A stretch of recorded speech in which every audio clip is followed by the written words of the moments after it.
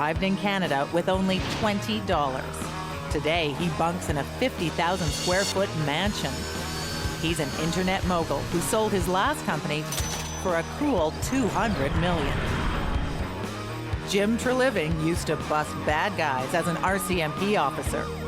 Then he set his sights on food, turning Boston Pizza into a $500 million chain. He's also netted real estate, sports teams, Mr. Lube, and recently one of Vancouver's most expensive condos. Jennifer Wood soared from a job as a bush pilot to a position as one of Alberta's top entrepreneurs. Now she owns a hot tech company, a 6,500-acre ranch, and $20 million worth of cattle. TV host Kevin O'Leary mouths off daily on how you can make money. The guy should know the software company he started sold for $3.7 billion. He's brash, opinionated, rich, and getting richer. Lawrence Lewin has the life most entrepreneurs can only dream of. Models, lace, lingerie. He's shaped them all into one of the nation's most successful retail empires. The company he co-founded, La Senza, took in $410 million last year.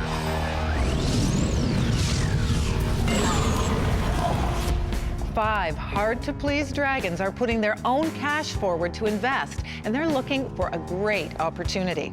Will this next hopeful entrepreneur provide them with one and walk away with the investment they've come for?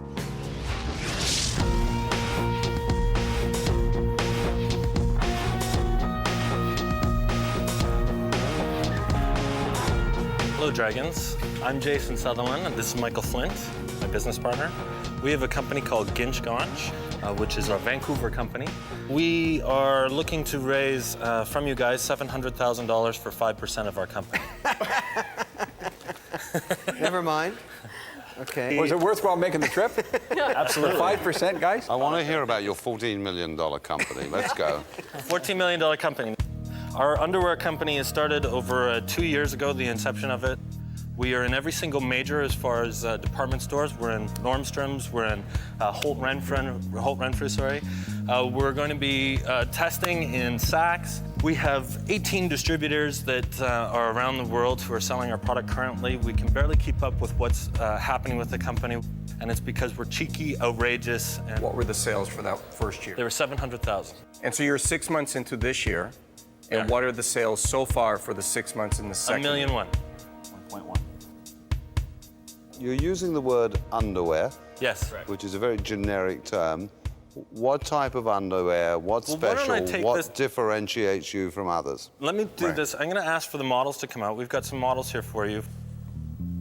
Now, what's different and unique about our product is that we have a cheeky product where we have, these are called our bull riders. So we give them up- Longhorns work for me. Right. So one of the other cheeky elements that we have with our product is we know that there's the ideology behind underwear where it's gray, white, and black and boring. And what we've done is created a product that has a little bit more flair, it's a lot more outrageous. So for instance, our fire trucks are made for boys because they have hoses. These are, again, some more models for us with our red bandanas. They're also cheeky. These are a part of our Western lines, hence the belts and tucking in. Just throw me one garment. Sure, I'll give you the crotch rockets. Give me the what? Crotch rockets. Crotch rockets. Those are to rev your engines, pop your wheelie, get you excited, maybe burn some rubber. Which one of you is designing this stuff? Who's dreaming this stuff This up? is this is myself. What are you trying to sell us? Why do you want this investment? How is it going to change your business? I'm looking for the right partnership so that I can take this to the next level. This is a company that's going to probably be worth $500 million within quick 5 years. Okay, slow down. It's interesting. You say it's going to be worth $500 million. Based on what you've told me, it doesn't equate. $700,000 for 5% values your company at $14 million today. Correct. You're telling me it's going to get sold for $500 million.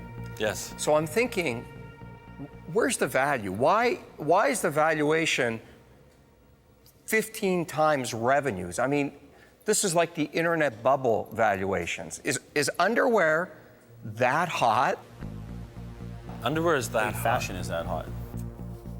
Why would I pay 14 to 15 times revenue for you. Why would I do that? Next year, we're going to be probably a $20 million business. You know, I'll be up front with you. Yeah. I'm uncomfortable in saying 700,000 last year, 1.1 million for the first half of this year. Yes, we're going to do 6 million, and next year we may be 20 million. And if all those factors were there, I would not invest in Her Majesty the Queen for $700,000 for 5% of the company. It just doesn't make any sense of valuing it at that point. You know, I have this radar, and it goes haywire when a guy comes in and says, I'm a $500 million company before he's gotten to 5 million. Sure. Because a real investor asking me to invest would never throw out crazy valuations like that. So I'm wondering, is it the industry or is it you? I probably think it's me, based on the integrity that I have with this business and the belief in it. okay, let me take a shot at this because I'm going to Okay. tell you what's going to happen to you. Okay. All right? You're going to blow up sometime next year. It's either going to be a production problem or you're not going to have enough capital to finance inventory. One of those two things is going to happen. You got to slow down, buddy, big time. You've hit something very, very good here, but you're running way too fast. Why don't you come here and ask for something more reasonable? So we have to evaluate what is our company worth? What is the brand Gensch I think, Jason, what Ganch? we're saying here is not what your company's worth. It isn't worth $15 million. And I look at companies like this all the time. I think that part of the fear, and talking honestly amongst this panel, is the fear that everybody wants a piece of your business. Okay, so how do you feel about selling control today? Selling control? Yeah. It depends on what it is and what the partner is. So you're interested in selling like 51% of your company? No. That's what I just said. Depending on the relationship. If I'm getting into bed with someone Listen, who really let's not feel understands- warm and fuzzy about it. Would you sell 51%? No, I wouldn't. Not now.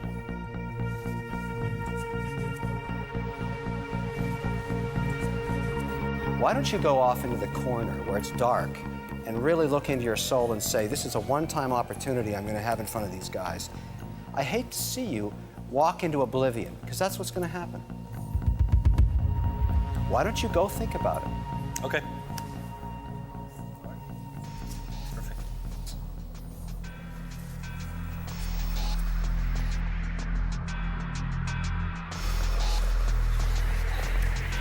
The growth rate's phenomenal. So he says. The danger is what the line is next year. How big can it be? What do you mean? How Just this How big male, is the market? female underwear briefs. How big can that business be? 16, 17 billion dollar business. So why can't this guy get 3% share? Because he's got a lot of competition. A huge amount of people buy their underwear at low price points in the big discount department stores. I think they're beating us up because they really like the product. That's exactly what they're doing. They're being ruthless. How can we offer them more when there's legitimate opportunity? We can't unless they bring up more cash. More cash for more percentage. So why don't we position a deal for what would they be interested in purchasing for 30% of the company? Or is that just back ourselves into a I corner? think that's We're not backing gonna them in do a corner. They obviously want to be a part of something. You and I are not going to be in the niche business. When I look at these girls, this is replacing the thong. The thong is gone. This is in now. You're the majority shareholder. You have the most to give up. That's the problem.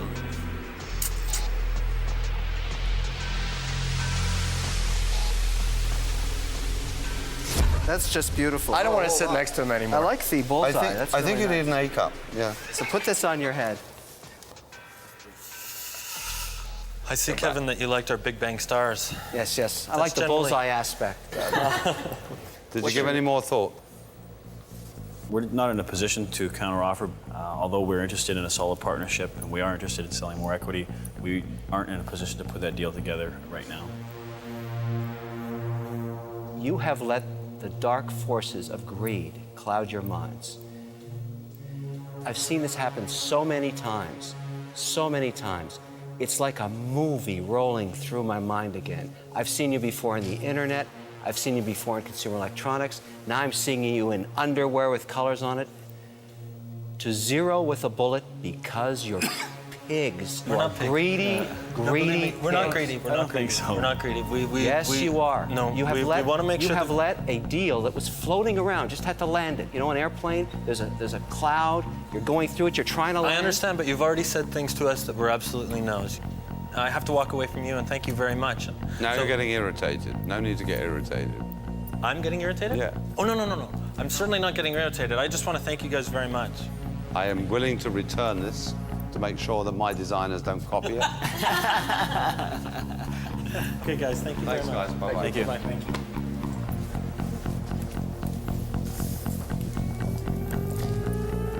Dead man walking. So, what did you think of that? It's tough. They like the deal. It's hard to convey to them very quickly that we have a lot more brand integrity And awareness. and awareness. I mean, you could have walked out of here possibly with $700,000 today, almost $1 million, right. if you'd been willing to negotiate a little bit. You couldn't even come back with a counteroffer. No one wants to give up their business right away, especially when they're doing so well. It's foolish. If anybody does, they're foolish.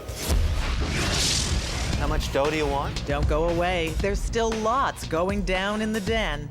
I'm watching it rotate, and it's mesmerizing. From scrubbing brushes and chewy treats to portable stoves and smart CDs. It was offered. Stick around, watch the dragons roar You want to blow my money.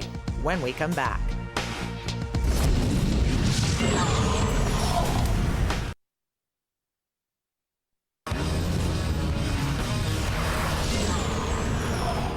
Welcome back.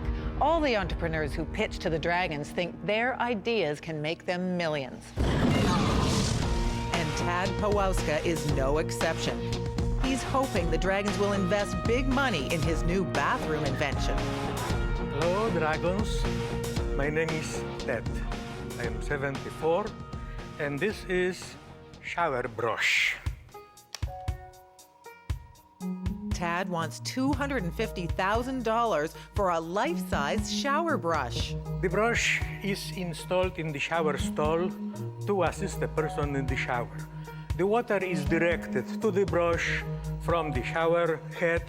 You just go around whenever necessary and wash yourself. Ted, is there some concern about protection of certain body parts here? That's not necessary. The brush is so soft that you can even wash your face. Ted, do you have one in your house? Yes, I have one in my house. It's I working? am using that for 5 years.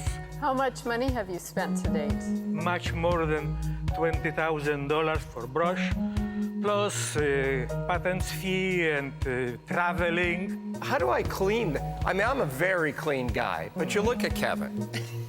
He gets in there, that brush is going to be filthy after one wash. That's outrageous. How do you Yes. clean those? You use soap and water, so it's cleaning automatically you and itself. I'm fascinated. It's a sort of, you must admit, a rather unusual invention. Give me the background to it. Why did you invent that?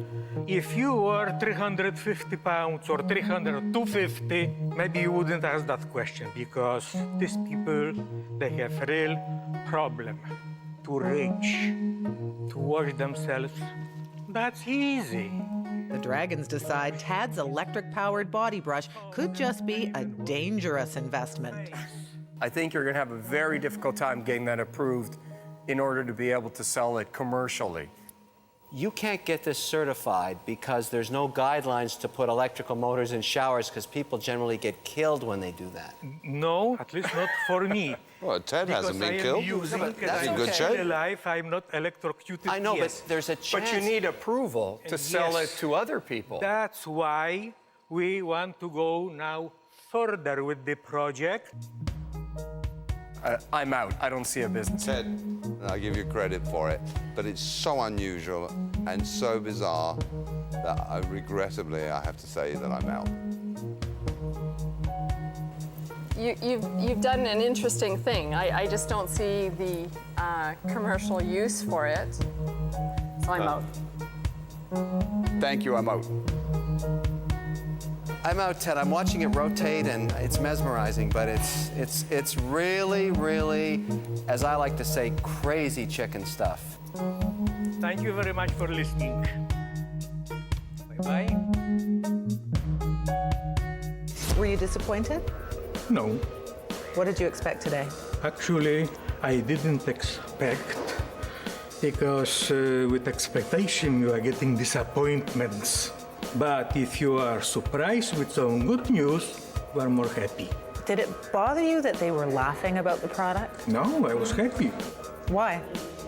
because looks like they were at least a little bit interested. Next up, Sean Jamal. He runs a healthy snacks business and is eager to expand. But will the Dragons take a bite out of his $500,000 idea?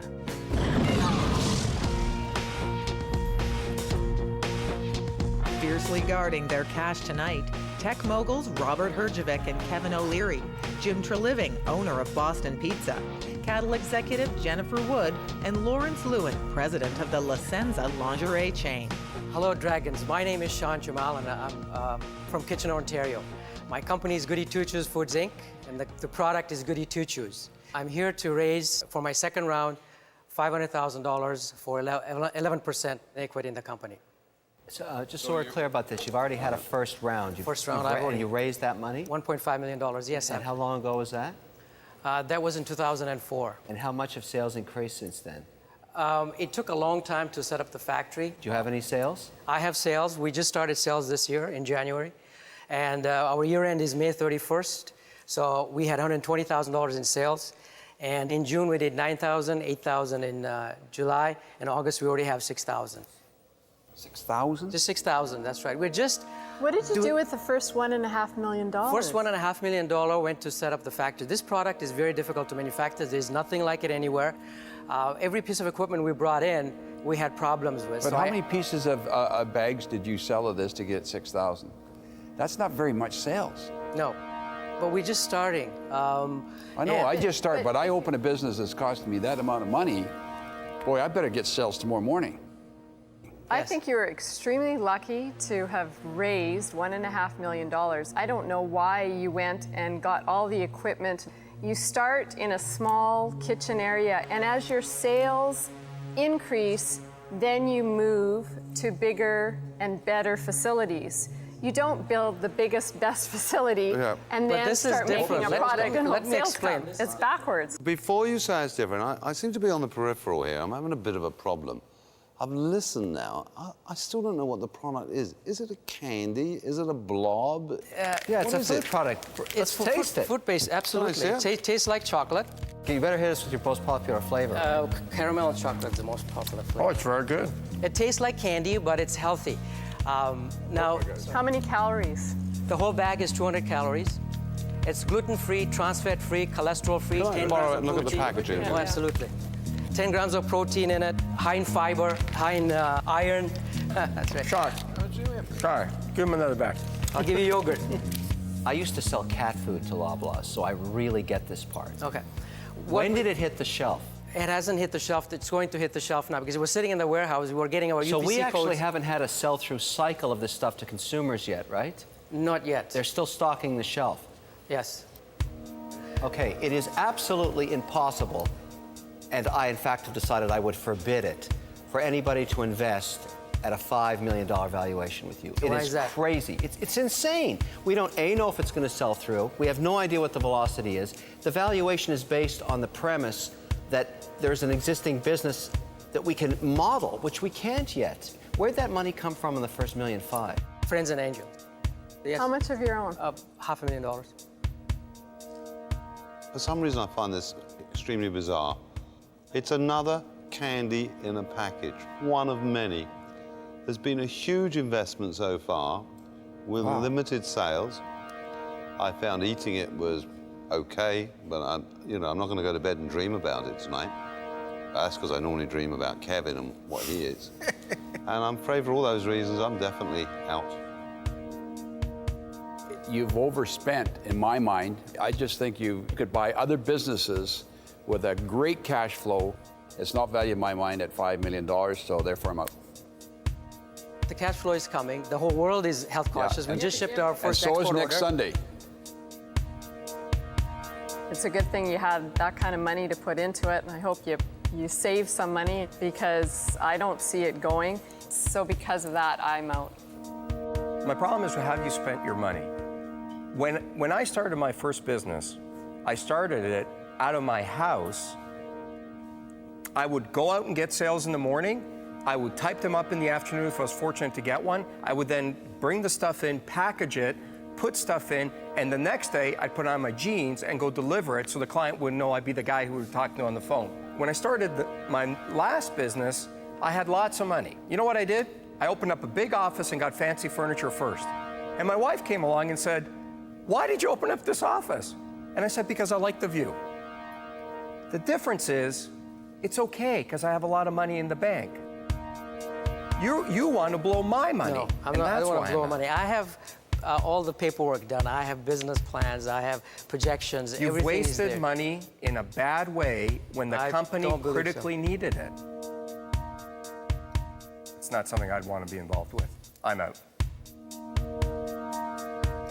I believe there is a demand for a product like this, but the valuation since the second you got here, my valuation radar went, warning, warning, warning.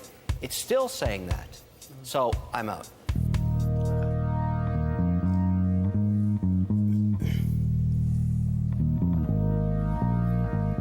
Why build a 12,000 square foot factory before you have the Rent orders one. to fill it? Rent one if you want. There's 1,000 factories. Does he own it? Yeah, It could be a disco next week. it could be. So, they really didn't like that. No, I guess not. Maybe they didn't see what I see in the product. But this product has future. Once we get the marketing going, I know we'll move forward with this. After the break, If I could move into different kinds of milk, so specifically goat or cow milk, she needs Dragon dough to make more cheese. If you could screw your shepherds, that would be the market, and I'm okay with it. But will she follow their advice? And later, a brand new barbecue design unfolds. But this entrepreneur finds dealing with the dragons is no picnic. First of all, I know that I'm not going to get any money from you people the way you're talking. See if he can turn them around and cook up a deal when we come back.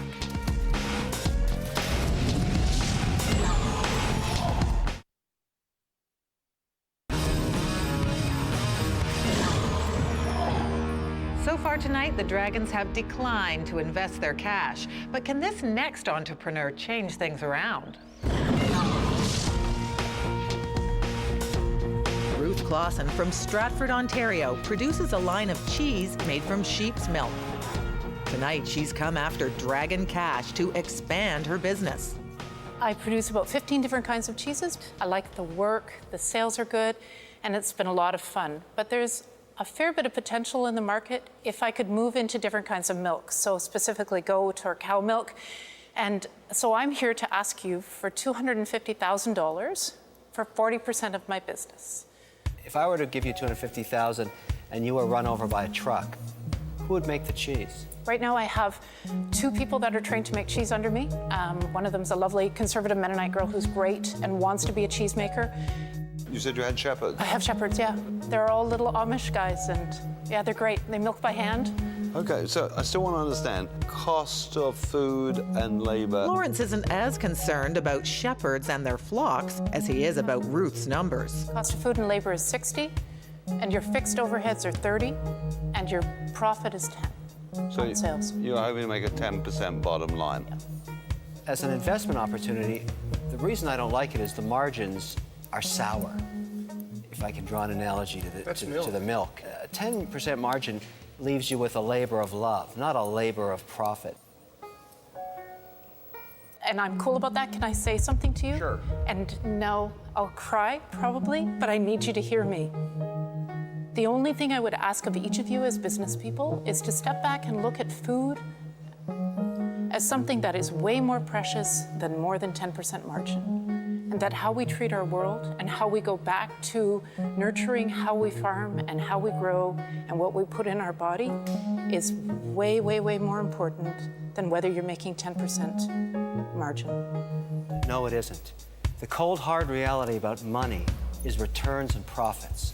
That's what it's all about. Don't ever doubt that. You'll be making a serious mistake. Well, I could give you 20% margin, but the way I would need to do it is to screw my shepherds. And I would put my shepherds in a place, no, sorry. You know what? If you could screw your shepherds, that would be the market, and I'm okay with it. We have to apologize for That's Kevin, okay. who is No, a it's shepherd screwer from way back.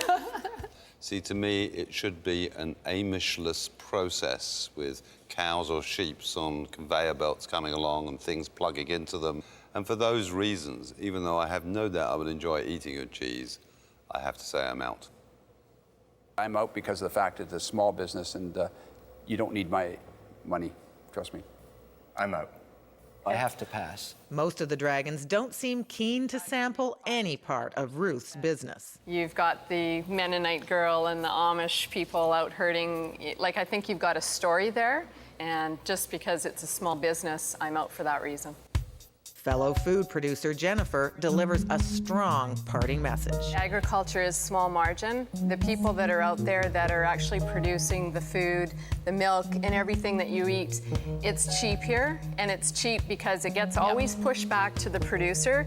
He's the one who doesn't make the margin, and it's really the producer that needs to make the bigger margin. We have to be thankful for the producers that are out there because, you know, they're doing it part for lifestyle, part for love. You know what's really cool is it makes me realize that I'm doing exactly the right thing for my business. Thanks so much.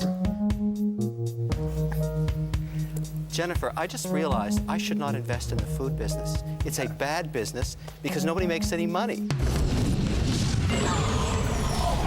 It's not just great ideas the dragons are looking for, it's also great entrepreneurs. So is Bob Thorndike the sort of person the dragons can work with? He's asking for $40,000.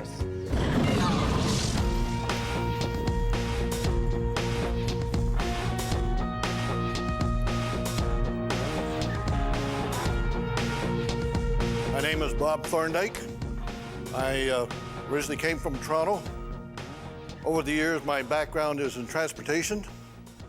Now my boys have the trucking companies and I have a little time on my hands, so I've been involved in inventions that I think are useful. My background, I am a member of the Shriners. Never had a whole lot of education. I had helped my parents out when I was in grade 10, so I went to work. And over the years with the trucking business, I put my 4 boys into racing school. But while I was out at the racetracks, I wandered around watching people. I noticed people trying to cook, and I thought, this is ridiculous. They got little barbecues, they got Coleman stoves, they got wood stoves and wood fires, and they don't start in the morning. Bob, just before you tell us about the barbecue, tell us how much money you want from us and what we get for that money. Probably $35,000 to $40,000. And what percentage of the company do I own for that? Maybe 49, 51% split. I have 51 and you have 49? That's fine, you got the money. I like that attitude. Yeah, I like it so far, Bob. There's no use me telling you how much it's going to cost to put this thing together until I get a design engineer that says, I can design that for what you want to do, and so it looks marketable to the people. So it's a barbecue? It's a cooking unit. So I just want to show you quickly how this thing works.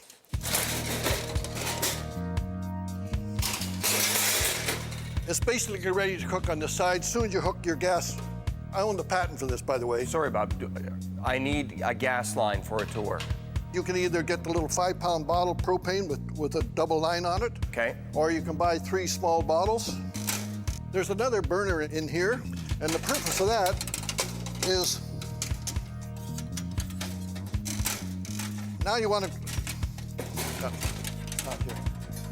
Now you want to cook breakfast. Cook bacon and eggs on this side, pancakes on the other side. Put your coffee pot in here and do your toast. I want to just quickly turn this around to you.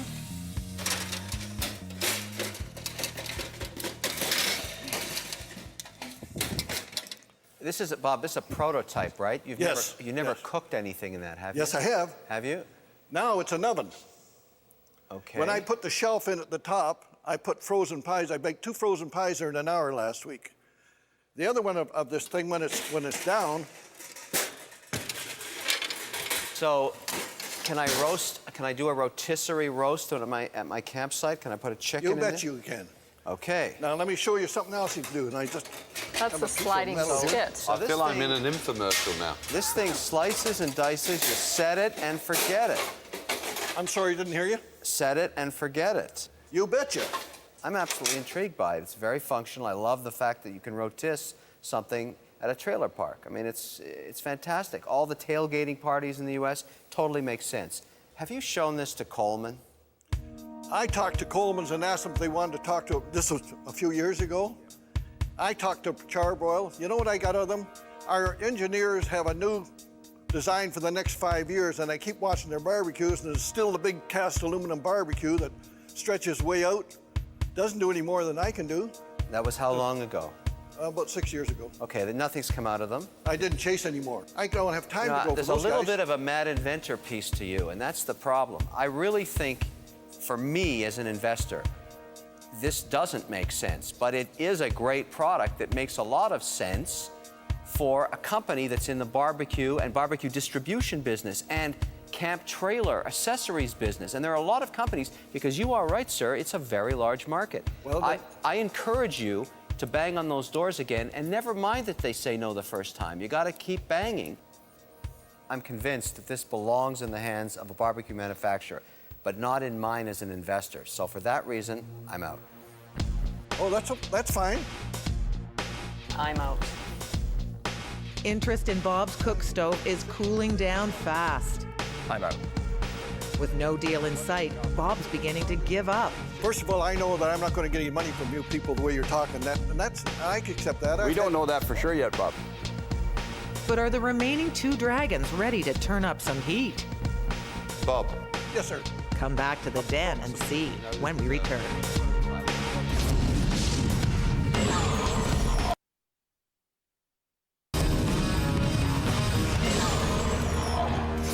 Before the break, Bob Thorndike was just about ready to pack up his portable cook stove and leave the den empty-handed. First of all, I know that I'm not going to get any money from you people the way you're talking. I can accept that. Three dragons are out, but Jim and Lawrence still seem to be circling.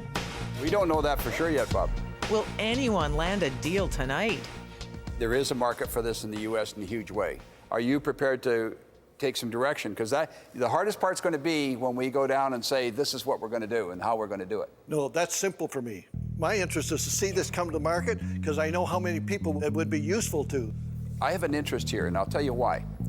I think it's a bit flimsy, like you said, and this was made out of your garage. I understand that. That's your working model.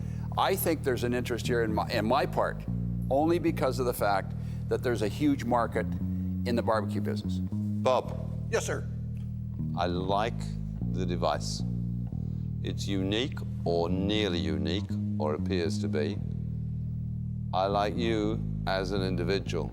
There has to be a synergy between people if there's going to be an investment. I think I know where one could take that to an engineer, metal fabricator, just to clean it up a bit. This is something that everybody can use every day. It's multi-use. I'm very interested in this. I think I would certainly like to go further with it. For 51% and $40,000, you know, I think I can do a deal with you. Bob. Yes, sir. I also would like to be in at the 40,000, 51%. So How do we do that, gentlemen? You're both bidding. It's not a matter of bidding. 251% come to 102%, don't they? Well, we can split it. You and I can split it if you want. How would you feel if Jim and I split our investment, which would add up to will be 25.5% each for the same amount of money, and then we would work with you on moving to the next stage?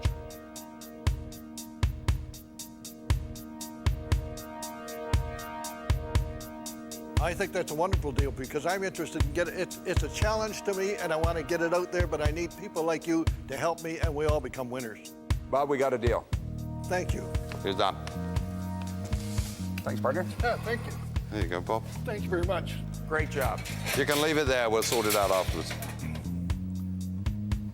He was very clear, articulate, like he just... His experience and just where he You know, came people from. always think you need to be fancy. You just need No. to be credible. You need to be honest. That's right. Straight up, you know.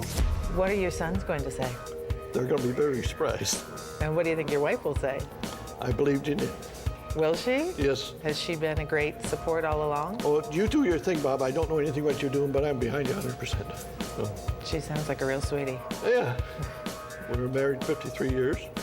Yeah. So, yeah, it's turning out okay. While Bob Thorndyke's clever contraption clearly has market potential, the Dragons bought the man, not just his barbecue. They instantly warmed to his genuine approach. Don't go away. There's still more money on the table. Smart CD is the holy grail. This guy's got a new smart CD that he says can't be copied. If you're the only guy in the world that's invented this, I'm investing right now. Are the Dragons ready to cut him a record deal? When we return.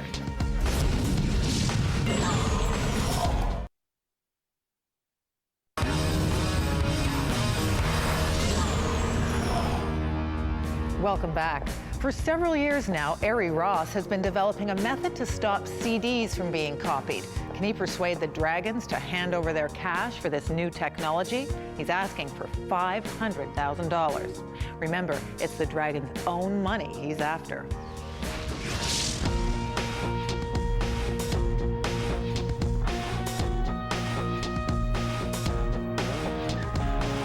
Hello, Dragons.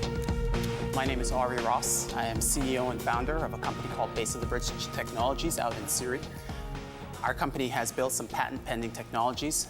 Quite simply put, we built a product called Smart CD. Smart CD is the holy grail of anti-piracy. Today, our company is looking for $500,000 for 10% equity of our firm and its technologies. Smart CD is a patent-pending product that, quite simply put, stops IP piracy by removing the data off the surface area of the disk. Ari's pitching an anti-piracy technology that prevents people from copying music and other media from CDs. Ari, if this actually works, you'll be the first to find encryption technology. People have been looking for 20 years. I'll tell you right now, we're going to have a vicious competition for your deal. If this works. If you're the only guy in the world that's invented this, I'm investing right now, taking the whole thing. But hang on a second. Are you telling me nobody at Sony, nobody anywhere in the world has a technology that prevents people from copying a CD? Simply put, nobody other than myself at this point in time. We've demoed the technology in front of Sony. The senior vice president of Sony I met with, Albie Galutin, after I was done with him, he offered me a job. I said, no, thank you, signed a check, and I'll be on. No, but hang on. There's no other technology like this in the world. None. I'm looking at this and I'm seeing there are chips embedded in this disc, okay? Yes. The cost of a typical CD, completely stamped now. Yes. 26 cents. What is the cost of your disc? $6.45 mark. However, Per disc? Per disc. I am going to assume for a second that you know what you're doing. Absolutely. Why are you setting up a company? Why won't you go to somebody who's in that business and say, tell you what, Kevin, I'm going to license this to you, pay me 10 cents out of every CD you push out there. Okay, we are going through this process right now. The problem is this, okay? When you've built something as sophisticated as what we've built, okay, and going to each industry executive and showing them. I sell stuff that you wouldn't understand, that I'm not sure I understand all the time. This isn't that sophisticated. This is simple. All right, one of the most successful Canadian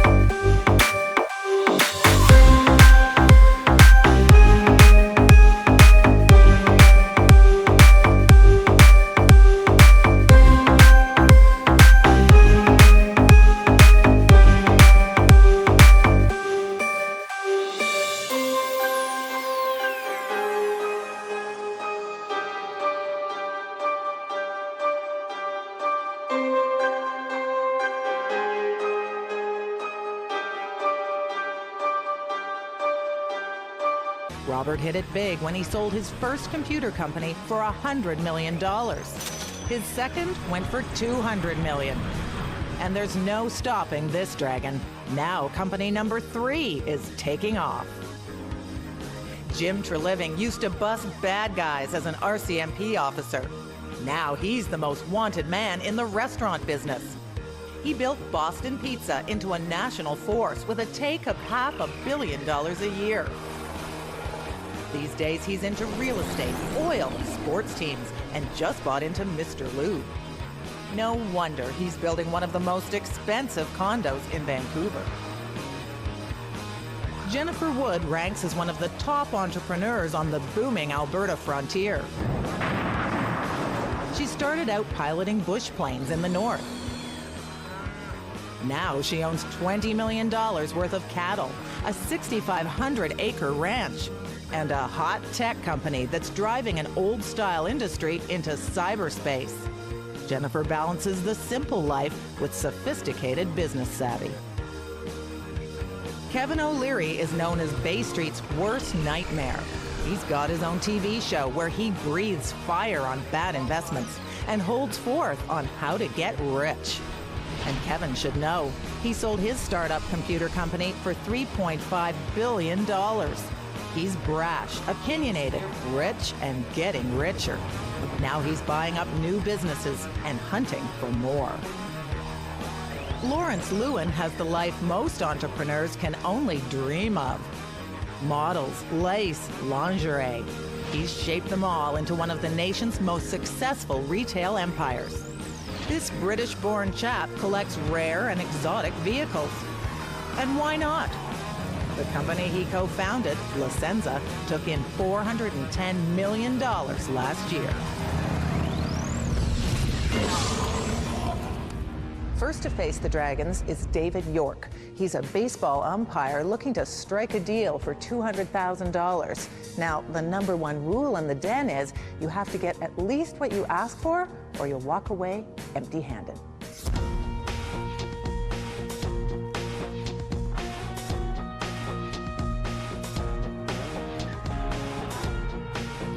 Hello, Dragons. My name is David York, and I'm from Umpires TV. I'm an umpire, and I'm looking for $200,000 of a $2 million project, and I'm offering you 10% today. Sorry, Dave, were you looking for $2 million or $200,000 of a $2 million project?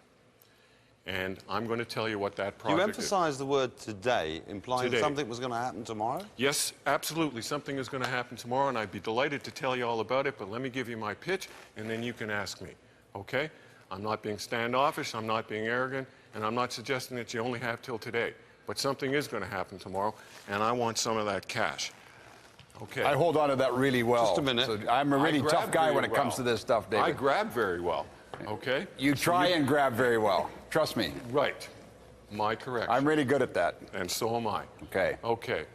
So I just want to get it with square. no further ado, let me tell you what Umpires TV is. Umpires TV has been in development for 2 years. It's in front of Major League Baseball, and as of May 10th, we have been given a provisional license for creating the rules of Major League Baseball on a DVD, and we've been given provisional approval, as I say, of May 10th. Now, what is this? There's 700 rules of Major League Baseball. Yes, some of them are repeated.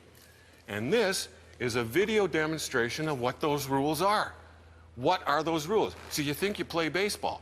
Now, anybody could come up with an idea like this. Our agent pitched Major League Baseball in December of '04. It took us next to 4 months to get a meeting with Major League Baseball, and we did. And you know what? They liked it. Not only did they like it, they said, it's good for baseball. It's good for baseball. But is it good for investment, David? That's Absolutely. my problem. Why do I care about the rules of baseball? Good question, Mr. Herjavec, right? Robert. Robert, David. How many umpires are there in the United States? Take a guess, a good guess. There's 68 Major League Baseball. 23. But David, who cares about that? Yeah, who when you come cares, to David? investment? I like the word that who David, cares. But if just you're an hold on a umpire, second. David, don't you know the rules? Isn't that the why you're an umpire? So you think you know the game. Let me get to my pitch here. You think you know the game, okay? It's my pitch. You can ask whatever you want, but it's my pitch. 43 million people play baseball in the United States, and it's played in 112 countries, and there are going to be 10 million people playing baseball in China. Who cares? But who cares? Okay, you're right. Who cares? Because you think you know the rules. You're sitting down and No, you're we watching don't know the the ball rules. game. I don't want to know the rules. Right. I want to know the investment. If I did care about the rules of baseball, I would go to the internet and get them all for free. But would you know what they mean? You're killing me. How can I possibly make any money? And why is it worth $2 million? Because I can sell 5 million downloads at $29.95. Now you're smoking crack. No. I'm serious. No There's way. I'll tell you why. I'll tell you why that doesn't work. All that information on the same internet that you want to download on is Right. for free. No. Right beside your $29.95 download. It's No. all free. It isn't free. You'll get the rule. You get the rule. You want to see the book? Will that tell you what the rule so means? I get the rule for free on the internet. Listen, guys, I know you want to challenge me. So why would I pay $29.95? Because you're interested in seeing, gee, you know, last But he's not year, interested. At the World Series, last year an umpire made a call like that. Did you see the World Series last year? Yeah, of course. Okay, did you know what the rule meant? Who cares? You cared because... But David, he doesn't care. There's an umpire What on the happens if somebody field. says that to me? What does that mean? Sorry, Mr. You just said Yes. somebody did that. What does it mean? It means he's out. Oh, exactly. He means he's We out. have... Listen, guys. David, listen. We have to discuss this. I don't know very much about baseball, but that's okay. There's a real disconnect here. 4 million umpires in the United States, in a country of 300 million people. I find that impossible to believe. I really do. Okay. I don't know where I'll ever find a list that says 4 million umpires. On What Referees you're doing Magazine. is publishing a DVD Yes. and a book. And people who publish DVDs and books just don't get $200,000 investment unless you're Stephen King. The economics don't make any sense. I am convinced, I've never done it, but I could key in under a search engine rules Listen, of baseball. No, let me finish. no, David, it's my pitch, and so I gotta tell you. David, I told you it's my den. Yeah. It's your pitch, my den. It doesn't interest me. Are you interested in baseball? You're not. You've lost focus here. No. It doesn't interest me. I'm out. That's a wingnut idea. It's not going to work, and I'm out. So you've done nothing but argue with the dragons You know in our what? den? It's your pitch. No, it's your No, pitch. It's our den. I've made my I'm pitch. out. Now your pitch. Thank you very much. I Dave, appreciate stop your the time. madness. Don't do this. It's a really bad idea. Do you know why? Nobody's going to pay anything for this. You asked me for tomorrow, okay? If you guys are going to let We're me... ready. Hit us with the good okay. news. The Bank of America. Yeah? The baseball bank. The Bank of America, Major League Baseball, Minor League Baseball, and Little League Baseball. They're the official sponsors. Who cares? And now we're talking to them. We're talking to them about video boards. And I'm talking to you, and I'm telling you it's going to zero. Gentlemen you know and why? lady, Because thank you very much. I nobody's appreciate gonna your pay. time. Thank you for so coming, wrong. David. You're so wrong. Thank you very much. Appreciate Good the luck. time. Goodbye. Oh, I think That I'm was going brutal. to hide my money.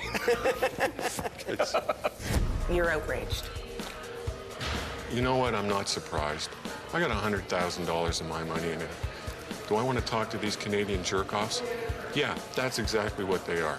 And if it makes good television, screw them. I'm going to get my deal done.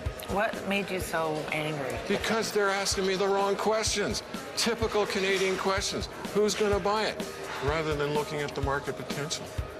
But isn't the market potential all about who's Did they gonna buy ask it? me about market potential? These But- guys, they just had no clue what they were doing. None. Now, these guys have made a lot of money. in They their have.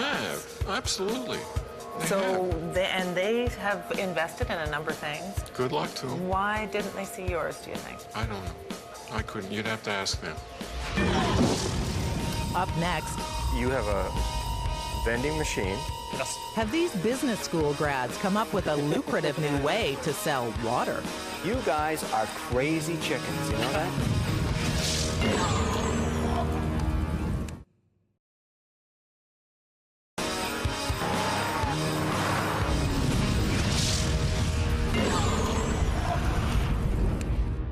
A lot of brilliant business ideas come out of MBA programs, and recent grads Matt Dober and Chris Grout think they have the next one. They're looking for $250,000.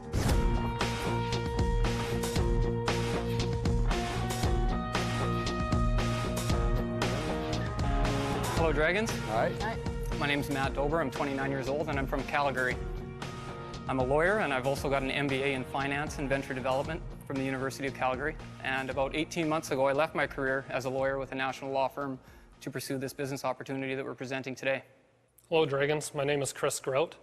I hold a Bachelor of Science from the University of British Columbia, and I also have an MBA in marketing and strategy from the University of Calgary. 18 months ago, I left a promising career with a national railway company to also pursue this venture. We are here today seeking $250,000 of seed capital, for which we are prepared to give up 25% of our company. The business opportunity that we're presenting today is a water vending machine that distributes cold, purified water to the consumer at the point of sale. We have chosen to call this machine Fulfill. Their big idea, a vending machine that purifies and then sells you good old tap water. You have a vending machine. Yes.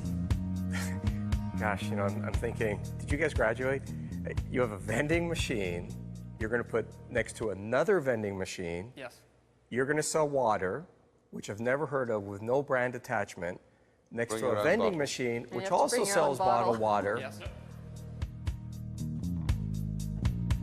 I think you've got an idea here. No, it's not an idea. It's a bad idea. Well, Is this a bad idea? no, it isn't a bad idea. I think it's a good idea. Or have the MBAs come up with an ingenious plan to make money from a glorified water fountain? Listen, let's be fair to you guys. What's the economic model here? How much is the machine going to cost? Does somebody buy it from you and operate it in their facility? Are you going to lease it to them? Are you putting it there and giving them a percentage? Yeah, that's let's exactly be fair. Let's be fair. Let's understand the business. Sure. And Yes. the other thing is, what are you using the 250 for? Yes, it's primarily for research and development, and then to run a test to prove our consumption numbers. So back to your question, yes, it operates much like a vending machine would. You share profits with either a student union at a university. Listen, I want to hear the rest of it. How much does the machine cost? $5,000 $5,000. You plug per it unit. into the wall to get water out of the tap. out of the domestic You need side. a plumber. You guys Yes. are crazy chickens. You know that? You are a couple of crazy chickens. How many dollars of your own dough have you put into this? Well, we're anticipating about $100,000 by the But time how we much get have there. you put in of your family's money? In terms of the actual cash outflow, it's been in the $20,000-$25,000 range. So there's no real damage So done you yet. haven't built anything yet? You No, haven't. we've engaged our engineering team, and we've got our you sort haven't of built it? It's just budgets. the idea. No, we haven't built it. There is hope. You turn around, you go back and get jobs and stop this insanity. I think all of you are somewhat discounting. There is certainly risk associated with this venture. No doubt about it. It's early stage. It's high risk. What do you think you could make off one of these machines in a year? What kind of return on your investment? If it cost you $5,000 to make it, what would You're you? probably looking at, and this was our test phase year. We're looking at obviously a growth model where consumption patterns would increase as people accepted the technology and Blah, became blah, used- blah, blah, blah. We're How looking much at money about are you gonna make off one $3,000 machine? off a Okay, machine. now in our here's the first killer year. question. How much? $3,000. There's nothing proprietary about filtering water. If this No. worked, why wouldn't Coca-Cola crush you like a couple of cockroaches? It's very possible that they could. It's No very possible that we kidding. could gain enough market share where we You don't actually have get an distribution. interest You from these would people. get more money writing the book about how Coca-Cola tried to kill you than bothering to market that machine. That's possible. Gentlemen, I Yeah, have good to tell you that you can go and buy a domestic refrigerator for $800 that dispenses filtered water. You have also got the disadvantage that wherever Coca-Cola or Pepsi-Cola machines are, they're not reliant on external water sources. This machine is someone's going to have to plumb it in. Correct, and that's I what drives the find cost with up to $2 per due bottle. respect, nothing of redemption in the idea at all. And for that reason, you can certainly count me out. I got to tell you, honestly, this is an awful idea. You should call your old firm back and see if you can get your job back. You got to make money out of it. This is just a disaster. I just don't see anything here that I would encourage you to keep going. I would say stop right now. Okay. I just don't see any business in it whatsoever. I'm out. Okay. Guys, you walked in, you told us you were a couple of MBAs. I was waiting for the big idea. You turned it over. I nearly wept like a baby. It was brutal. I'm out. I'm just so stunned I forgot to say it. Okay. Jim is the MBA's last hope. Mark and Chris, I'm in the restaurant business, and we sell a lot of water that comes out of the tap, Right. and we give it away. I'm telling you, don't waste your time and raising a whole bunch of capital because of that. Okay. I'm out. Okay. Take care.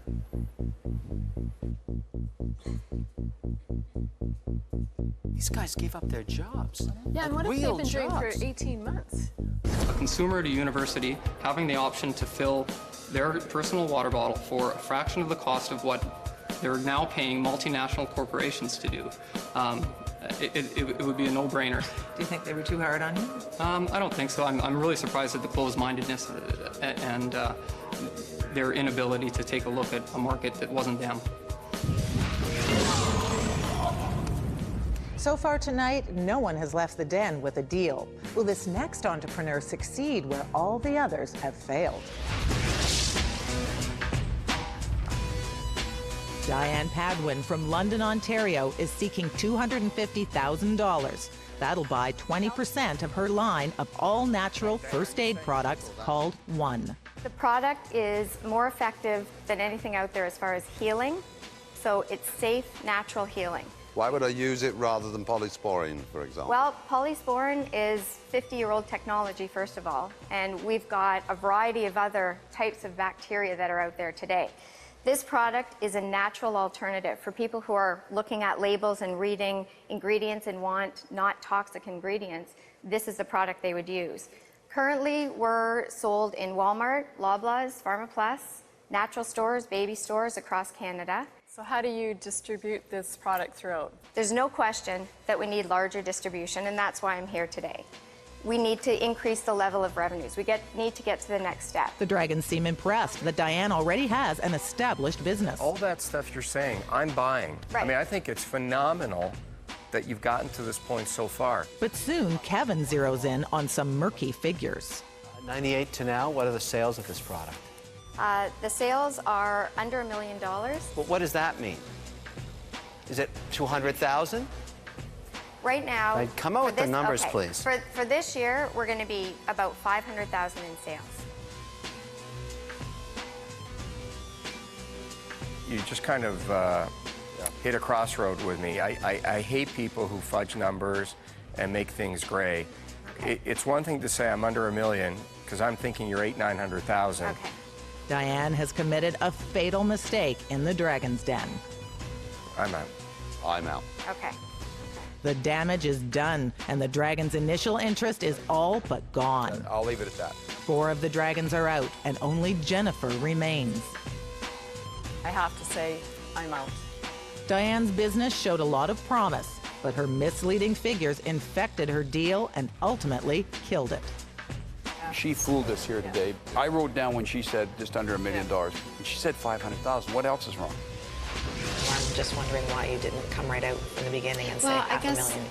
at the beginning when we were talking about everything, I guess I wanted to try to get in some other things about the company and then get into the financials. But obviously, they're interested in financials, and I should have come out with her anyway. Still to come. How much is the bikini? How much is the weenie? Do the Dragons have an appetite for this new hot dog business? I'm a numbers man. I just want to understand the cost. It's 38, 22, 34.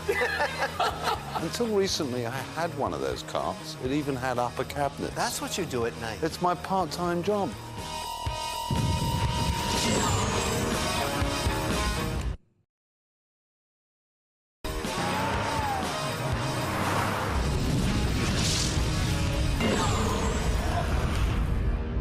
Welcome back to Dragon's Den. So far tonight, the Dragons have been breathing fire rather than investing money.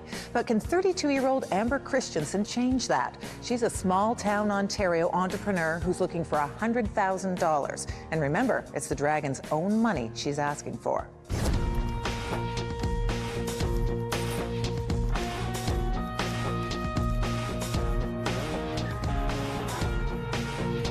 fellow dragons. How are you? Good, how are you? Great.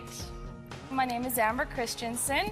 I'm from Chatham, and my business is Bikini Weenie. It's a hot dog and sausage vending cart, and I'm asking for $100,000. This is why... What do we get for the 100,000? You get 10% of my net. So you have $1 million business. I have Give her $1 million business. Give her a chance. Give her a chance. Okay. I'll tell you why right now. Do you want to hear it? Absolutely. All right.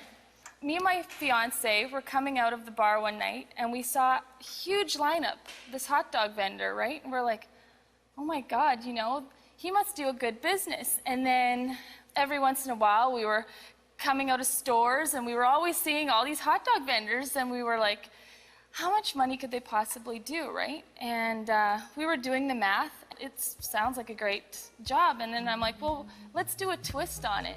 It's hot summer days, you know?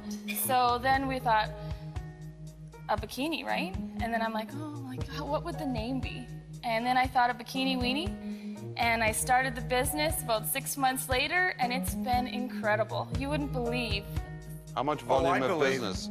I believe. How much volume of business have you done? How much sales have you done in 3 months? I average 300 a day. 7 days a week or weekends? 5 days a week. And 1,500 a week? 5 days a week I am there, and then my fiance does it on the weekends. So we're averaging... Do your sales drop off when he's doing it? Yes. Is he wearing the same bikini? No. I tried to get him into Speedos, but he... So are you wearing the outfit today that you would normally have when you have the Bikini Weenie machine out? Yes. I've got a T-shirt made up, but... For I those haven't got- colder days. But I just want to know how much you pay somebody to stand by the Bikini Weenie. Okay. And you're asking this because you see this as a multi-million-dollar legitimate I'm corporation. a numbers man. I'm a numbers man. I just want to understand the cost It's per day. 38, 22, 34. I'll tell you the numbers. Yeah, tell me the numbers. Okay. First of all, I'd like a few carts, and the girls would get a base pay, plus they'd get a premium for the sausages that they sold. I see you come down the street, you put on that bikini, you're going to sell a ton of hot dogs. The next day, I get another Amber, just as good looking, and I put a bikini on her. What's the difference between Bikini Weenie on one corner and Hot Dog Hottie on the other corner? What's the difference? The difference is personality, too, in the girls. You have a hot dog stand. It's no different than a hot dog stand, except the fact that you're selling it in a bikini. I don't see a differentiator. I'm out. It's great to wear that outfit that you've got on, and it's a fun thing, and the name's fun. When it's about 10 below in Chatham, or 8 below, or 0, I'm telling you, you're not going to be wearing this, and now you're going to know how many weenies you're going to sell under the bikini name. I'm out. I admire you for coming out here and pitching it. I love the name. It's catchy as can be. But there will be a Hot Dog Hottie. Because I'm going to cut you in, Kevin. As soon as you leave, my fellow dragon's going to start that business. That's the problem. But I am definitely, I'm out. I hate to admit this, but until recently I had one of those carts. It even had upper cabinets. That's what you do at night. It's my part-time job. I wish you luck. Enjoy it. But I'm out.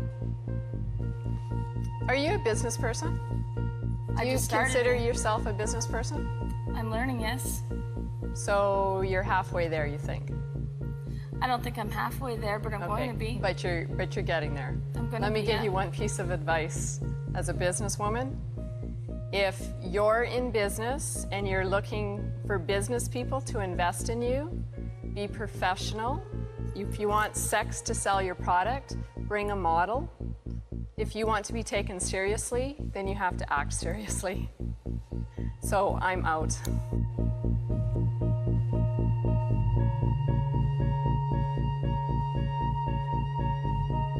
Okay, thank you. All right. Bye.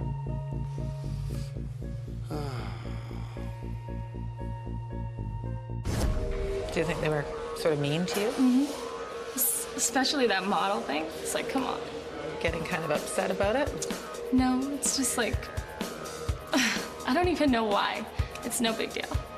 There's the hot dog king in Florida, and he does really well. Let's just say that. So I've checked on the internet, and I know this could fly. I can see calendars. I can see the Hooters of hot dogs. Next up, the Auger brothers, Paul and Guy. They're looking for $350,000 for their invention. We're here with the Snow Limo. The Snow Limo chauffeurs non-skiers down the slopes. From our research, there's about 15 to 25% of snow destination resort visits that are non-skiers or snowboarders. So you can imagine the grandmother that's traveling with the family that doesn't ski that can now join the family on the hill with the rest of them. We really designed this Who drives the ski limo? Chauffeurs drive them. Paul, you're going to kill my grandmother in that thing. I will not. This is not a snow Porsche or a snow Hummer. It's a snow limo. It's made for a nice, slow, casual sightseeing tour down I the see mountain. coming down the hill, but how do you get up the hill?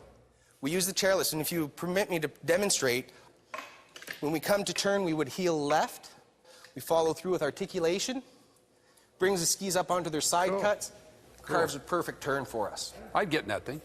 Would you get in it once as a novelty? I don't know. I think it's just... We have experienced it. We've had over 1,200 tours go out this season, and we've had people that have come back time after time during their week of skiing. Or do you stay on the outside? No, the feet go right in. Yep. Now it's scary. It looks like a body bag, Jim. I don't like this whole... Which way do you want to go first? Doesn't matter. Go right? You name it. Oh, it's like almost like a motorcycle. The last time I saw a piece of equipment like that, I think was in Silence of the Lambs. I'm struggling with... The Dragons soon sniff out a real problem. Why wouldn't you have applied for a patent? We really didn't have the funds to do it. It's $20,000. Guys, trust me. Patent it, even if it's impending. That takes off a lot of the wolves right there. And Once we've received the $350,000 from you guys, the first thing that we're going to do tomorrow morning is... With no patent, there can be no deal. I like something that everybody wants, and this isn't that. Other people will come out with other devices, other designs that will do the same job. And for all of those reasons, I regret I'm out. I'm out. I'm going to be out. I'm out. Thank you. Thanks. You both seem very discouraged right now. What are your thoughts? We've disappointed. Been working on this for 4 years. We did this full-time in June. We left everything. We've sunk a lot of money into this. We're going to look at it more, but we're still going to pursue the international opportunities that are there. And they'll be looking at us in 3 or 4 years saying, geez, I wish I had gotten in on that. My name's Chris Nguyen. Still to come. Hermes ties? No, Tuxedo Royale. These young web entrepreneurs are a vision in orange, but can they get the Dragons to give up some green? This is my favorite deal so far. Or will greed get the best of them? If I know what I know now, I probably would have asked for more money. Everybody says that. Absolutely. So you want to be the dragon?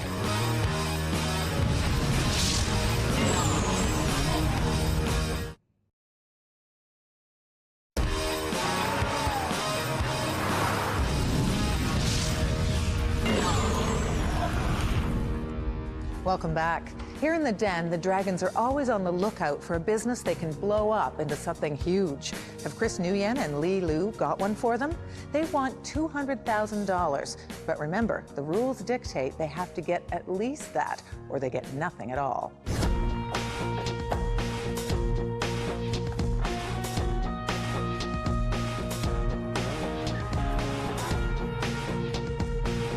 Hello, Dragons. Hello. Hi. My name's Chris Nguyen, and I'm Li Lu from Toronto, Ontario. Our company is called JobLoft.com, and we're looking to raise $200,000 and give up 15% of our company. Hermes ties? No, Tuxedo Royale. Okay. Very nice. It's a startup, Kevin. All right.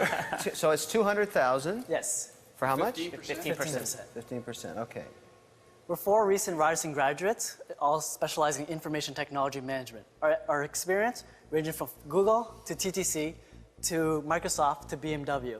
And our website is jobloft.com. It's a new and innovative job site that specializes in the high turnover retail, food services, and hospitality. Chris and Lee are aiming their new website straight at some of Canada's largest employers in retail, restaurants, hotels, where they need to hire 1.5 million people a year.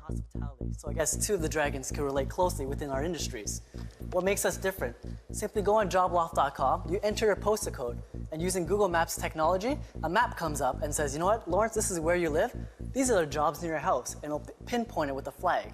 It'll calculate the distance between your postal code and the actual job application. Very interesting. Very interesting. Good idea. Very cool.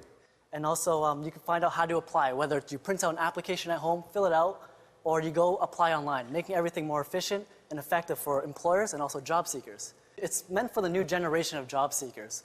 We took it a step further with cell phones, is revolutionizing the whole cell phone industry, text messaging actually. So if I want to work for Boston Pizza and they're not currently hiring, I can say, notify me through my cell phone when Boston Pizza is hiring. So when someone does hire for a management position, I'm very interested. I get a message. We have over 30 clients, including industry leaders like Best Buy, Care Operations, Harry Rosen's. What's nice is these companies saw the value that we provided and gave our site a try. There's no other website right now that has the features that we had. And what's nice is that we could roll out into any other languages, localization. So whether it's Chinese we want to do in a couple of weeks or another country if you want to target market, it's quick to roll out. But that costs money too, to change Exactly. the languages and everything. To be honest, actually, it doesn't cost that much to change the languages. We built a lot of it with localization in mind. Obviously, being Canada, being an English-French country, we built with all this obviously, our site currently is in English, but it's not very hard for us to change it to French. Well, unless you know the other languages. Yes, exactly. Tell us about the business. I mean, I buy the idea. Fantastic. I know how much I pay per monster. I pay a flat fee. I don't pay very much money, so for them, it's very much a volume business. I think I pay like $300 per job. Yeah, right. So these are low-cost jobs. How much do you charge, and how much are you getting from these companies? So for every big company, we'll charge $5.99. What's included with that is unlimited job postings. A website's only as good as how many jobs are out there. So they come on JobLoft. Wow, there's a lot of jobs. That has value for myself as a job seeker. I'm only going to make $5.99 from Best Buy per month. That's the most I can ever make from them. Do you know what Jim is spending today on hiring people? I can imagine. A lot of money. He won't tell you. I will. Thousands and thousands of dollars. And then when one walks out after 2 months of training, it costs another $1,000 worth of lost opportunity. You got to be charging more. This $5.99 is a mistake, guys. Have the guys spoiled the deal by setting the price too low?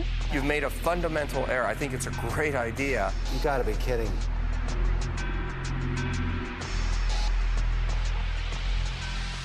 Let's forget the numbers here as far as what do you charge, because we can always change that if we own part of the company. I really intrigued with the idea that the cell phone, the text messages, whether it's an hourly worker or a monthly worker, the closest thing they got to they're not going on a website, maybe they don't even have a computer at home, but they do have a cell phone. So I think that's what's really intriguing to me. Lee, this is a first mover advantage product. What I mean by that is, today, you're the only one that has this idea. I love it. I love the text messaging aspect of it also, just like Jim. But you have to get out there. The first one to do this on a larger scale is going to win the game. Absolutely. The second guy is going to be dead by the side of the road. The Dragons think that JobLoft isn't charging enough, but there's still some interest in the guys with the orange ties. Let me get the ball rolling here. Now you're going to learn why I'm known as Mr. Wonderful in the venture community. And to show you I'm not a pig, I'm going to offer you $50,000 for 12.5% of your business. That's where we're going to start the bidding.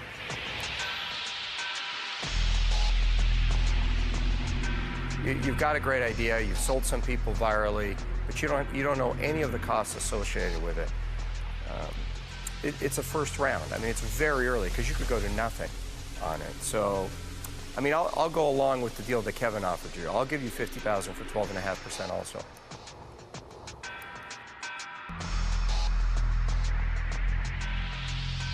I'll do the same. We need another dragon here. Lawrence, retail, biggest lingerie and women's apparel company.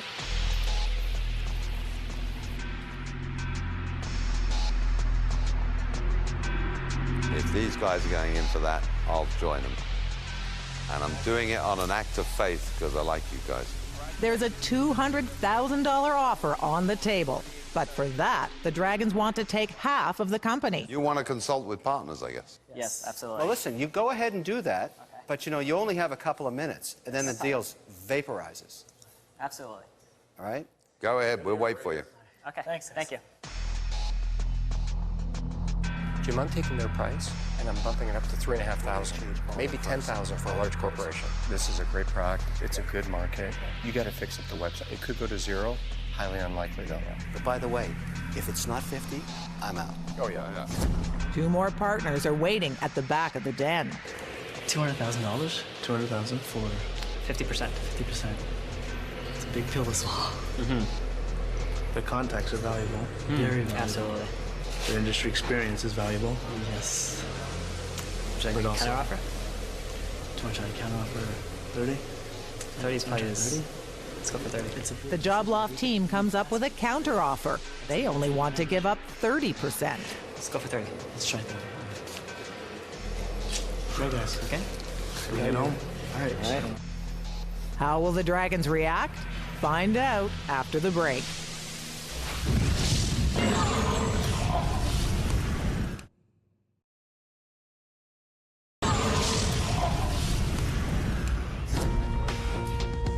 Before the break, Congratulations, you've just raised $200,000. 2 young guys with a new job search website got the money they asked for. 50% of the business. But the Dragons want to take half of their company. 30? The Job Loft partners only want to give up 30%. Can they strike a deal? I'm seeing quadruple now. First I saw twins, now it's... Part of the element of the deal for me would be, if we did a deal, you have to change the ties. I don't like the ties. No, I want the ties. So, guys, why don't you introduce your partners? This is Sunny Mocha, who helps me with sales and marketing. And this is Andy Lai, who's the brains behind Job Loft, the innovation factor, with Liu as well. Okay, so we're talking to the owners here. All right, let's hear it. First of all, I guess if I know what I know now, I probably would have asked for more money. But, Everybody says that. Absolutely. So what we're prepared to counteroffer is $200,000 for 30%. So equal share of 7.5. So you want to be the dragon. We think you guys have a wonderful idea. You need tremendous mentoring. And what you're missing here is, between the 4 of us, we have a tremendous opportunity to accelerate this business because of the businesses we already own. Absolutely. And I don't think you're giving us enough credit for that. It would be a huge mistake to let the dark forces of greed cloud your minds now. Yeah, leave that to Kevin. He's the dark forces of greed. If we don't get 50%, we ain't doing this deal. So start thinking. You want to go back into the darkness? Okay. And remember what I said. Accelerators from both ends, from the equity underneath, but the power of the companies we own already to put into your business. Chris, when I was your age, there were 50 guys like me with a dream. 49 of them are working at an IBM or an Oracle developing software, and they're going to churn out and be 40 or 50 years old one day and be employees. And they're going to look back on their career and they're going to say, I could have, I should have. So this is either going to be a shoulda day for you, or it's going to be the first day on the road to richness. Don't be a story that ends up eating government cheese in the dark because they missed an opportunity like this. All right. Okay. Well, okay.